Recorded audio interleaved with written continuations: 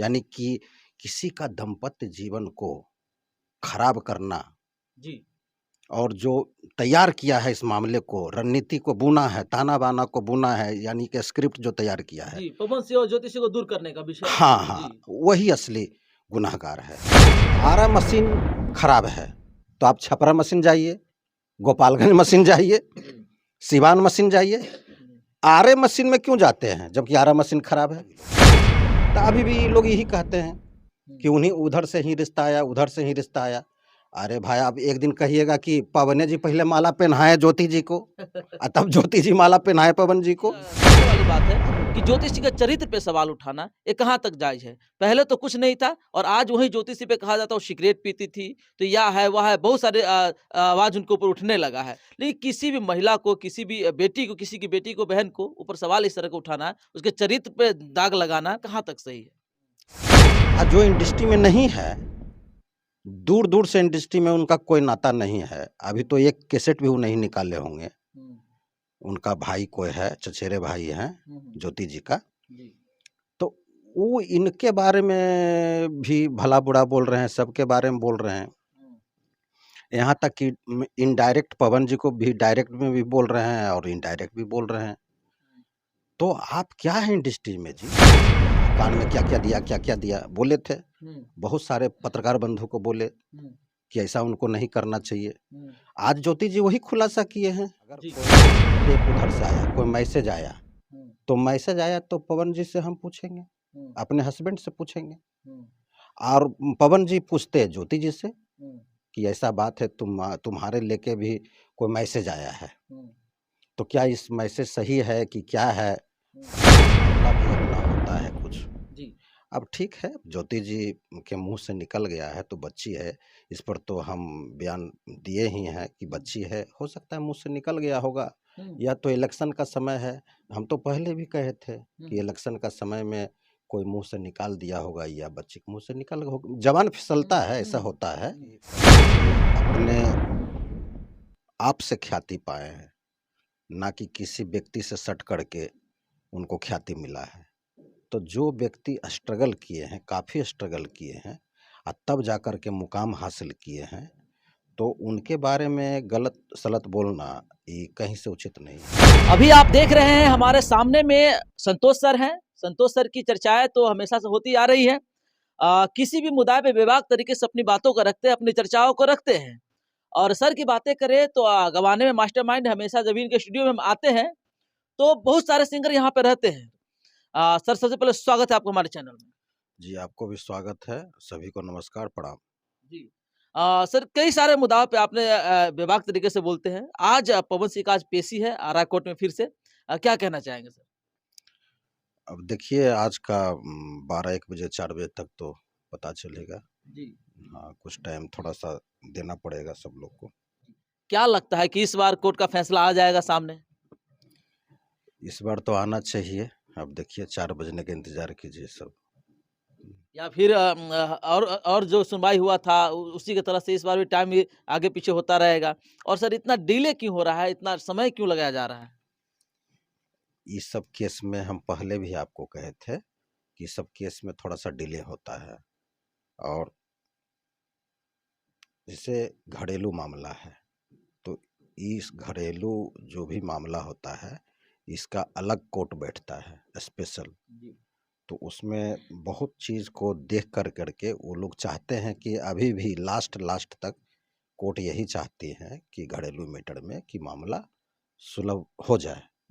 और जब नहीं सुलह होता है तब जाकर के वो डिसीजन लेते हैं। जी। अच्छा पवन सिंह और ज्योति सिंह के केस में जो है देखा जाता है हमेशा नए-नए चेहरा प्रकट हो रहे हैं। डायरेक्ट साक्षात रूप से प्रकट हो जाते हैं और हर चेहरा को कहीं न कहीं एक अलग ही अंदाज़ मिलता है, अलग ही रूप मिलता है। वो पवन कोई उधर से होता है, कोई इधर से होता है और पवन सिंह को टारगेट करना ये कहाँ तक जायज़ है, कहाँ तक सही है? देखिए, ये तो गलत है ही, चूँकि पवन जी अपने आप से ख्याति पाए हैं, ना कि किसी व्यक्ति से सट करके उनको ख्याति मिला है। तो जो व्यक्ति स्ट्रगल किए हैं, काफ़ी स्ट्रगल किए हैं और तब जाकर के मुकाम हासिल किए हैं, तो उनके बारे में गलत-सलत बोलना ये कहीं से उचित नहीं है। जी। उनके बारे में गलत-सलत बोलना उचित नहीं है, लेकिन फिर भी देखा जा रहा है जो भी पवन सिंह के समर्थन में थोड़ा-सा बातें बोलते हैं, उन सब पे लोग भड़क उठते हैं और अनाप-शनाप बोलने में थोड़ा-सा भी देरी नहीं करते हैं। यही तो विडंबना है ना। जैसे भोजपुरी एक हम लोग का परिवार है। आप ऐसे देखिए कि तूफानी लाल यादव जी का जी, तबीयत जब खराब हुआ था दिल्ली में, तो सारे भोजपुरी इंडस्ट्रीज के लोग खड़ा हो गए। छोटे राइटर, बड़े राइटर, छोटे सिंगर, बड़े सिंगर, जो कि एक ही कैसेट उतारा है सिंगर, वो भी अपना योगदान दिया है। जी। तो मुसीबत के घड़ी में सारे इंडस्ट्रीज के लोग एक साथ होते हम लोग देखे हैं हुँ, और पहले भी एक साथ हुए हैं। हुँ, तो वही पवन जी का भी तो मामला वही है ना, इंडस्ट्रीज से जुड़ा हुआ है। हुँ, तो सारे इंडस्ट्री के लोग, सारे भोजपुरी के लोग तो यही चाहते हैं कि नहीं भाई, वो उनका अपना ख्याति है, अपना इज्जत है, प्रतिष्ठा है। हुँ, तो आइए मामला देखिए, पर्सनल भी मामला है। जी, इसमें ज़्यादा किसी भी आदमी को ये नहीं करना चाहिए, हुँ, उखाम ज़्यादा ये नहीं करना चाहिए। हुँ, पर्सनल मामला भी अपना होता है कुछ। जी, अब ठीक है, ज्योति जी के मुँह से निकल गया है तो बच्ची है, इस पर तो हम बयान दिए ही हैं कि बच्ची है, हो सकता है मुँह से निकल गया होगा, हुँ, या तो इलेक्शन का समय है। हम तो पहले भी कहे थे हुँ, कि इलेक्शन का समय में कोई मुँह से निकाल दिया होगा या बच्ची के मुँह से निकल हो, ज़बान फिसलता है, ऐसा हुँ, होता है। हुँ, तो लेकिन मुख्य फैक्टर है कि इलेक्शन का समय हुँ, अभी है, जो कि हम पहले भी 1 महीना पहले ये बात बोले थे। हुँ। तो या वही पवन बात। से बिछड़ने का गम भी हो सकता है, जो चिर भी हो सकता है। हाँ, ये भी है, ये भी है कि बाद में देखिए, बाद में बच्ची को बाद में ना पता चलता है। हुँ, हुँ, उस समय तो आवेश में घर छोड़ के चली जाती है, हुँ, माँ के कहने पर, बहन के कहने पर, पिताजी के कहने पर। लेकिन बाद में बच्ची को मालूम पड़ता है ना हुँ, कि हमको ऐसा नहीं करना चाहिए था। हुँ, आपस में सुलह करना चाहिए, क्या बात है, नहीं है। अगर कोई टेप उधर से आया, कोई मैसेज आया, हुँ, तो मैसेज आया तो पवन जी से हम पूछेंगे, हुँ, अपने हस्बैंड से पूछेंगे। हुँ, और पवन जी पूछते हैं ज्योति जी से हुँ, कि ऐसा बात है, तुम्हारे लेके भी कोई मैसेज आया है, हुँ, तो क्या इस मैसेज सही है कि क्या है? हुँ, तो देखिए, एक चीज़ इसमें इम्पोर्टेंट है, जी, बैंक का ताला तोड़ने वाला उतना निर्दोष नहीं है जितना कि स्क्रिप्ट तैयार किया है। जी, बैंक लूटने का जो स्क्रिप्ट तैयार किया है, असली गुनहगार वही है। जी, ऐसे इसलिए कि जो सारा स्क्रिप्ट को तैयार किया, माजरा को ताना-बाना बुना है, हुँ, बुन कर के बैंक में जाकर कर के ये घटना को अंजाम दिया है। हुँ, यानी कि किसी का दाम्पत्य जीवन को खराब करना, जी, और जो तैयार किया है इस मामले को, रणनीति को बुना है, ताना-बाना को बुना है, यानी कि स्क्रिप्ट जो तैयार किया है। जी, पवन सिंह और ज्योतिषी को दूर करने का विषय हाँ, हाँ, जी, वही असली गुनहगार है। हुँ, अगर ऐसे देखिए तो सच्चाई में, हुँ। यही बात है। किसने किया है सर ये? कौन स्क्रिप्ट को किसने लिखा है? किसके हाथ में स्क्रिप्ट था ज्योतिषी और पवन सिंह का? ये तो ज्योति जी तो खुलासा कर ही दी है। जी। तो ये हम 4-6 महीना पहले पत्रकार बंधु को ये बात बोले थे कि कान में क्या-क्या दिया, क्या-क्या दिया, बोले थे। हुँ, बहुत सारे पत्रकार बंधु को बोले हुँ, कि ऐसा उनको नहीं करना चाहिए। हुँ। आज ज्योति जी वही खुलासा किए हैं, जी, जो आपने पहले बोलते थे। जो पहले बोलते थे। जी। तो ये मामला है, इसीलिए हम कह रहे हैं कि जो स्क्रिप्ट तैयार किया, असली गुनहगार वो है। हुँ।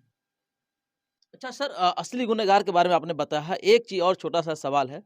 हाल ही में एक मामला सामने आता है कोई ज्योतिषी के भाई प्रकट होते हैं और प्रकट होने के बाद में राजीव शर्मा जो पहले खेसारी के हनुमान कहे जाते थे, अब पवन सिंह टीम में जुड़े हुए हैं, पवन सिंह के सपोर्ट में समर्थन में अपनी बातों को रखते हैं।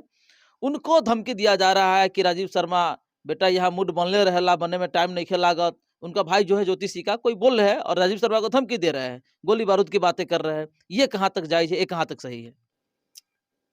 ये भी सही नहीं है, चूँकि देखिए, धमकी वही व्यक्ति देते हैं जो कि अंदर से कुछ नहीं रहते हैं। अगर मान लीजिए, देखिए मामला कोर्ट में है ही, हुँ, अब कोर्ट जो डिसीजन लेगा वो होगा। तो बीच-बीच में ये लोग जो मीडिया में ये लोग जो आ जाते हैं, तो ऐसे समझिए कि जो इंडस्ट्री में हैं, वो अगर उनके पास मीडिया जाते हैं तो शालीनता से अपना जवाब दीजिए।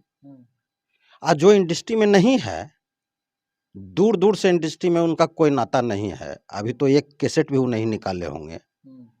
उनका भाई कोई है, चचेरे भाई हैं ज्योति जी का, तो वो इनके बारे में भी भला बुरा बोल रहे हैं, सबके बारे में बोल रहे हैं। यहाँ तक कि इनडायरेक्ट पवन जी को भी डायरेक्ट में भी बोल रहे हैं और इनडायरेक्ट भी बोल रहे हैं। तो आप क्या हैं इंडस्ट्री में जी? आप तो एक रिश्ता के नाते, जैसे कि सब लोग बहता गंगा में हाथ धोना चाह रहे हैं, आप भी फिल्म कैसेट बनाना चाह रहे हैं, आप भी सोच रहे हैं कि हम भी कैसे हों पॉपुलर हो जाएं। तो बात ये है कि बहता गंगा में हाथ धोना चाह रहे हैं आप लोग, आप इंडस्ट्री में आइए, आपका सॉन्ग निकला हुआ है नहीं, तो आप किस लिए बैठ दे रहे हैं और उलुल जुलुल बोल रहे हैं? नहीं बोलना चाहिए। आप बोलते हैं भी तो शालीनता से बोलिए किन्हीं के विषय में। तो ये अच्छी बात है, क्योंकि देखिए जनता है, ऑडियंस है, ऑडियंस से कुछ छुपता नहीं है, तो ऐसा नहीं बोलना चाहिए, ये सब गलत है। अच्छा, उनका एक बात और मुझे अच्छा लगा था, जो उन्होंने बोला था। उन्होंने बोला था कि जिसको बोलना है, पहले से कहा था और आज ज्योतिषी के चरित्र पे सवाल उठा रहे हो। तो सही बात सर, ये चीज़ सोचने वाली बात है कि ज्योतिषी के चरित्र पे सवाल उठाना, ये कहाँ तक जायज़ है? पहले तो कुछ नहीं था और आज वही ज्योतिषी पे कहा जाता है वो सिगरेट पीती थी, तो यह है, वह है, बहुत सारे आवाज़ उनके ऊपर उठने लगा है। तो क्या किसी डिवोर्स अपनी जगह पे है, तलाक अपनी जगह पे है, लेकिन किसी भी महिला को, किसी भी बेटी को, किसी की बेटी को, बहन को ऊपर सवाल इस तरह का उठाना, उसके चरित्र पे दाग लगाना, बहुत सारे कुछ उसके जो चरितार्थ है, जो बीती ज़िंदगी के बारे में, निजता ज़िंदगी के बारे में कुछ सवाल उठाना कि ऐसे-ऐसे अफ़ेयर वगैरह बहुत सारी बातों को लोग बोल रहे हैं। तो क्या ये कहाँ तक सही है? वो भी किन्हीं की बच्ची है, बेटी है, बिल्कुल। तो इससे मद्देनजर को देखते हुए ऐसा बात उसको नहीं बोलना चाहिए। तो बताए ना कि मुंह से फिसल गया होगा या कोई बुला दिया होगा बच्ची से। बच्ची एक घरेलू महिला है। बच्ची, देखिए होता क्या है कि कोई अभिनेत्री या नेता का काम कोई महिला किया है, या मुखिया में खड़ा हुआ है कोई महिला, विधायक में, वो सब झाड़ल रहती है। लेकिन कोई हाउस बच्ची जो कि माता पिता उसको लाड़ प्यार से पोसा पाला बड़ा किया, पढ़ाया लिखाया, घर में ही वो उतना ज़्यादा नहीं है शातिर। इसीलिए तो मैं कह रहा हूँ कि उनको कोई बुलाया गया है इस बात को, ये 3 महीना वाला जो बात है कि प्रेग्नेंट वाली बात, ये सब बुलाया गया है। स्क्रिप्ट को बोल दिया, अभी बताया चुनाव का समय है, बताए ना, उसी में यह बच्ची का मुंह से फिसल गया होगा, 2 बात में 1 बात होगा। तो वो भी तो किसी की बेटी हैं, फिर उनको बोलना चाहिए ना। तो ये बात है, और उनके पिता को स्वीकार भी नहीं करना चाहिए इस टाइप से। तो मामला ये सब दूसरा मामला है। मामला है कि सब लोग देख रहा है, जो कि हम पहले भी कहे थे कि लड़का का दोहन शोषण, दोहन शोषण, दोहन शोषण का जो नाम ले रहे हैं, तो वही तो मामला है। आरा मशीन खराब है तो आप छपरा मशीन जाइए, गोपालगंज मशीन जाइए, सिवान मशीन जाइए। आरे मशीन में क्यों जाते हैं जबकि आरा मशीन खराब है?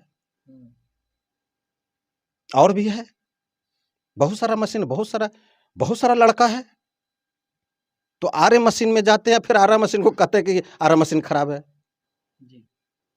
तो ये समझने की जरूरत है। इसमें लोग पवन जी का कहीं दूर दूर से दोषी का ये नहीं दिखता है। तो यही बात है, सारा दोष पवन जी पर मढ़ना बहुत गलत है। जी सर, आज सुनवाई है, आज आरा कोर्ट में फिर से पवन सिंह और ज्योति सिंह का दोनों फिर आज आमने सामने होंगे। संतोष सर क्या कामना करेंगे इन दोनों के दाम्पत्य जीवन के लिए कि मिले या बिछड़े, कुछ इसके बारे में? हम तो पहले भी कहे थे कि मेलजोल हो जाना चाहिए, तो बात तो इतना आगे बढ़ा दिया कि ये उनको स्वीकार करने के लिए तैयार नहीं है, वो उनको स्वीकार करने के लिए तैयार नहीं है। अभी देखिए, अभी भी जो है ना, बच्ची की तरफ से, लड़की वाला की तरफ से यही बात बार-बार में उठाता है। मीडिया को बुला लिया जाता है, यही बात कहता है कि रिश्ता उधर से आया है, रिश्ता उधर से आया है। जबकि हम लोग बार-बार कहते हैं कि ऐसा कहीं संसार में नहीं हुआ कि एगो पान तरकारी बेचे वाला बेटा रहेगा ना, पान ठेला चलावे वाला, रिक्शा चलावे वाला बेटा, वो भी नहीं जाता है लड़की वाला के पास पहले। पहले वो लोग आता है। अब बहुत होता है तो कहता है कि आप जाइए ना, बात चलाइए ना, किन्हीं को कहता है, अगुआ को कहता है, या झोला छाप अगुआ रहता है। अगुआ 3 किस्म का होता है, जो वो झोला लेके चलता है वो भी अगुआ होता है। एक आप मैरिज ब्यूरो सेंटर्स सुने होंगे, जी ये भी अगुआ का काम करता है, जी बशर्ते उसमें इसमें यही अंतर है कि 3000 पहले फीस लेता है। तो ये लोग क्यों है, ये लोग पहले लड़का वाले के पास भेजता है लड़की वाले को जी कि भाई उल्टा गंगा नहीं बहाना है, पहले आप लोग जाइए, जी तब ये लोग जाता है। तो अभी भी ये लोग यही कहते हैं कि उन्हीं उधर से ही रिश्ता आया, उधर से ही रिश्ता आया। अरे भाई, आप एक दिन कहिएगा कि पवने जी पहले माला पहनाए ज्योति जी को, तब ज्योति जी माला पहनाए पवन जी को, ये कोई बात हुआ? ये तो कहने की बात ही नहीं है। विश्वास की बात ही नहीं है। दोनों का संयोग मिला, शादी हुआ, बस पहले क्या बाद में क्या। तो सब लोग जानता है जी कि बरमाला हो रहा है, पहले लड़की पंडित होगा वहां पर, पंडित कहेगा बाबू बच्ची माला पहनाइए अपने पतिदेव को, तब पतिदेव माला पहनाते हैं अपनी लक्ष्मी को, बिल्कुल पत्नी को। बिल्कुल। तो ये बात नहीं गछना, अरे गछ लीजिए, बोलिए ना कि हाँ लड़का अलग तरफ से आए। तब एक लड़की कहीं अथी में थी, प्रोग्राम में थी, फंक्शन में थी, बुआ के पास गई हुई थी, वहीं लड़का वाला के भाई देख लिए, देखे तो थोड़ा पसंद आया बच्ची, तो आगे बात बढ़ा, तो हम लोग गए लड़का वाला के पास, तब लोग आए। ऐसे बोलिए सच्चाई। तो हर वक्त बोलते हैं कि उधर से ही रिश्ता आया, तब हम लोग गए। अरे भाई, अब एक दिन बोलिएगा ऐसा कि पहले ज्योति जी को माला पवने जी पहनाया, तब पवन जी को माला ज्योति जी पहनाया, ये विश्वास के होने की बात है? रिवाज ही उल्टा हो जाएगा। उल्टा हो जाएगा। ये सब बेतुकाहा बात नहीं करना चाहिए। जो भी सुलह होने वाला रहेगा वो भी नहीं होगा। अभी भी उल्टा बात को ये लोग भूल जाए बोलना, और सीधा बात करे, अच्छा बात करे, तो कुछ कुछ चांस है कि हो सकता है। और ये मैटर 3 महीना वाला ये सब ये तो और बात को बिगाड़ देता है। ये सब क्या उचित था, नहीं बोलना चाहिए जी। यही है। अच्छा सर, हमेशा आपके स्टूडियो में हम आते हैं तो 2-4-5 सिंगर हमेशा रहते ही हैं। आज किस सिंगर को आप क्या गवा रहे हैं, इस पे कितना मेहनत चला है, इसके बारे में क्या कहेंगे? आज यही सिंगर हैं, इनका 4 सॉन्ग है। अच्छा। क्या नाम हुआ आपका? पंकज कुमार। अच्छा जी, हम बातें करना चाहेंगे इनसे। क्या नाम हुआ सर आपका? मेरा नाम सर पंकज कुमार हुआ। जी, आप सिंगिंग करते हैं? हाँ सर। अच्छा, आज आपकी रिकॉर्डिंग है? हाँ सर। कितने गानों की रिकॉर्डिंग है? आज तो 2 गाने का रिकॉर्डिंग है, 2 गाने का कल रिकॉर्डिंग है। अच्छा अच्छा, आज 2 गाने का रिकॉर्डिंग होगा, 2 गाने कल होगा। तो यहाँ पे आप आए हैं, अभी तक रिकॉर्डिंग हुआ या नहीं हुआ? नहीं सर, अभी तो रिकॉर्डिंग नहीं हुआ, अभी रिकॉर्डिंग थोड़ा देर बाद में चालू हो जाएगा। सर जी भी थोड़ा फ्री हो जा रहे हैं। किस टाइप का गाना है और कहाँ से देखने के लिए मिलेगा? सर गाना का बोल तो मैं खुद लिखा हूँ और इसको सिंगिंग भी मैं ही करूँगा। अच्छा। और गाना का बोल तो है सर कि अरे दीने में ना घुस पैबे रतिया में, ई दीने में ना घुस पैबे रतिया में, कि बब्बर शेर बैठल बाटे रे दिल्ली के गदिया पे, ही बब्बर शेर बैठल बाटे रे दिल्ली के गदिया पे। सर ये कहीं ना कहीं ये प्रधानमंत्री के ऊपर तो नहीं आप गा रहे हैं? सर सोच तो ऐसा ही है। अच्छा। हाँ सर। क्या बात है। और बाकी आप सबको तहे दिल से धन्यवाद, प्रणाम जी। और इसको चैनल को थोड़ा आगे बढ़ाइए। बिल्कुल। आपके साथ में एक महिला बैठे हुए, इनसे बातें करना चाहेंगे। क्या नाम हुआ आपका? मेरा नाम कुंती देवी है। कुंती जी, आप यहाँ पे आए हैं संतोष सर के स्टूडियो में, कैसे आना हुआ, किस काम से यहाँ पे आए? आए हैं तो अथी करने के लिए आए हैं। क्या आप सिंगर है या कुछ, मतलब क्या कुछ अपने बारे में बताइए जरा। हम अपना बारे में क्या बता सकते हैं तब तो ना, हम पहला इसमें घुसवे किए हैं। अच्छा अच्छा। इसमें क्या है, इनको साथ में बैठ। अच्छा, हाँ, आप जी इनके वाइफ है आप? हाँ। वाह, क्या खूब है, मतलब आप दोनों जोड़ी एक साथ आप आए हैं स्टूडियो में, बहुत बड़ी बात है। और पति पत्नी एक साथ मिलकर अगर कोई काम को किया जाता है तो काफी ज्यादा सफल होता है। सर, कौन से चैनल पे इनका गाना देखने के लिए मिलेगा, सुनने के लिए मिलेगा? इनका वेब से करेंगे रिलीज, नहीं तो आरसीएम से करेंगे जी जी। वेब और आरसीएम से। तो क्या कहना चाहेंगे जाते जाते ऐसे लोगों को जो आपको, आपके लिए अच्छा बोले हैं पिछले बार इंटरव्यू के लिए? सारे ऑडियंस को मेरे मेरा धन्यवाद, मैं उनको धन्यवाद कहता हूँ। सब आगे बढ़ें और आगे बढ़ के अच्छे कामों को अंजाम दें और माता-पिता का सिर कभी झुकने नहीं दें। ये मान के चले, ज़रूर है कि आप आगे बढ़ेंगे। बहुत-बहुत धन्यवाद सर इतना समय दें इसके लिए। तो दोस्तों अभी आप देख रहे थे हम आए हैं रामकृष्ण नगर आरती रिकॉर्डिंग स्टूडियो में, हमारे साथ थे संतोष सर। संतोष सर की सारी बातें आपने सुना है, बहुत सारे मुद्दे पे हम लोगों ने चर्चा किया। बाकी आप क्या सोचते हैं इस इंटरव्यू को लेकर के, संतोष सर को लेकर के? कमेंट बॉक्स में अपना राय विचार ज़रूर दीजिएगा। बाकी आप देख रहे थे सिंगार न्यूज़। जय हिंद, जय बिहार।